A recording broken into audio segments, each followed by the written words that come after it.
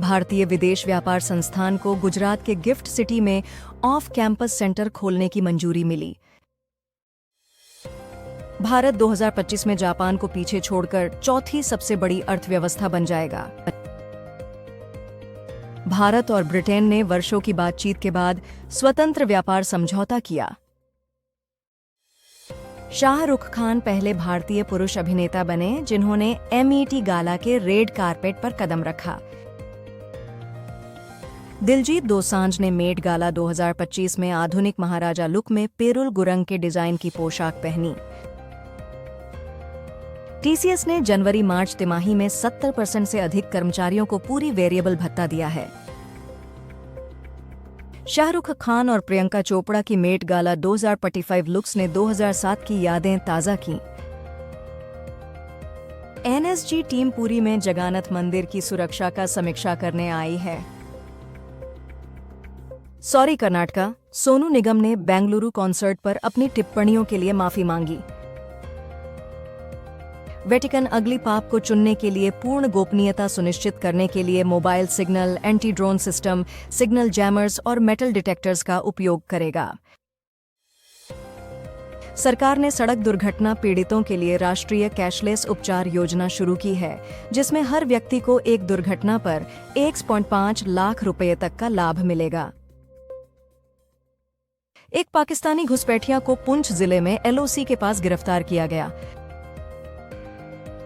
Adani power ने UP को 25 साल के लिए 650 मेगावाट बिजली सप्लाई करने का करार जीता। दक्षिण पश्चिम बलूचिस्तान में बम हमले में कम से कम 7 पाकिस्तानी अर्धसैनिक बल मारे गए।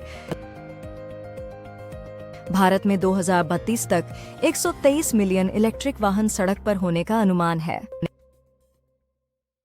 PM मोदी ने आज NSA अजीत डोवल से मुलाकात की।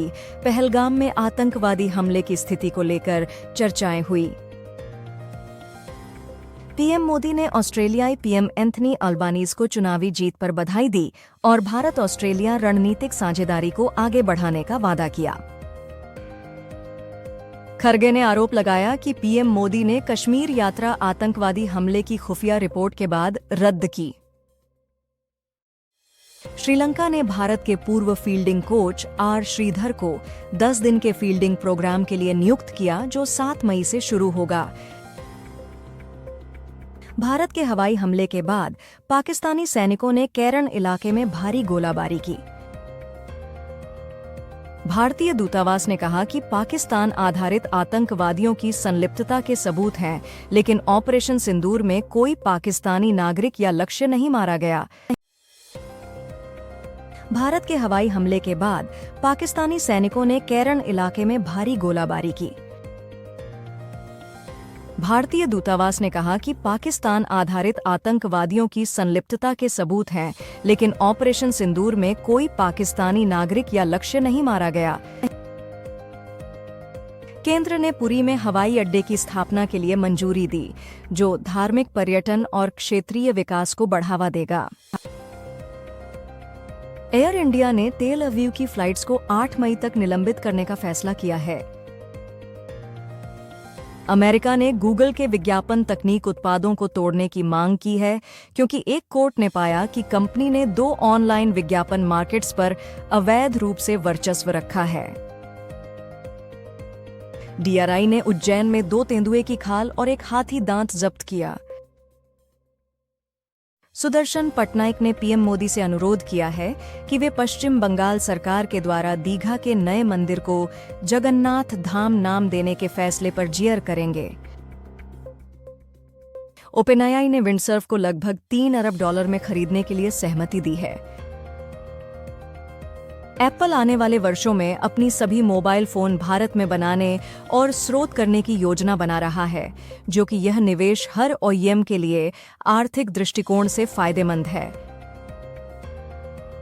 ED ने अहमदाबाद में 10 लोकेशनों पर छापेमारी की, जो 100 करोड़ रुपए के वक्फ बोर्ड धोखाधड़ी से जुड़ी है। मूडीज ने 2025 के लिए भारत की GDP वृद्धि की भविष्यवाणी 6.3% और 2026 के लिए 6.6% पर रखी। JNK के स्टूडेंट्स ने अमित शाह से DU का पर्सनल डिटेल्स मांगने वाला सर्कुलर वापस लेने की गुहार लगाई है। रूसी एयरलाइन एरोफ्लॉट का विमान बैंकॉक से मॉस्को जाते हुए दिल्ली एयरपोर्ट पर आपात लैंडिंग की क्योंकि केबिन में धुआं पाया गया। दिलजीत दोसांझ ने मेट गाला 2025 में महाराजा स्टाइल पटियाला शेरवानी और गुरमुखी केप पहनकर पंजाबियों को गर्वित किया। झाओ शिंटोंग ने विश्व स्नूकर चैंपियनशिप जीतकर चीन का पहला खिताब अपने नाम किया। MG Windsor EV pro India में लॉन्च हुई है। प्राइस 17.49 लाख है और रेंज 449 किलोमीटर है। होंडा ने भारत में elevate apex summer edition launch किया। कीमत 12 लाख रुपए से शुरू होती है। यूक्रेनी GM अन्ना मुजीचुक ने कहा कि नॉर्वे शतरंज सबसे मजबूत महिला इवेंट है और अब उन्होंने ऑस्ट्रिया ग्रैंड प्रिक्स पर ध्यान केंद्रित किया है। भारत का मानव विकास सूचकांक 2023 में 133 देशों में से 130वें स्थान पर पहुंच गया है। फ्रेडरिक मर्ज को दूसरे राउंड में 325 वोटों से जर्मन चांसलर चुना गया है। डोनाल्ड ट्रंप ने भारत के ऑपरेशन सिंदूर पर पाकिस्तान के कब्जे वाले कश्मीर में आतंकवादी कैंपों पर हमले के बाद कहा कि उन्हें उम्मीद है कि यह संघर्ष जल्दी खत्म होगा।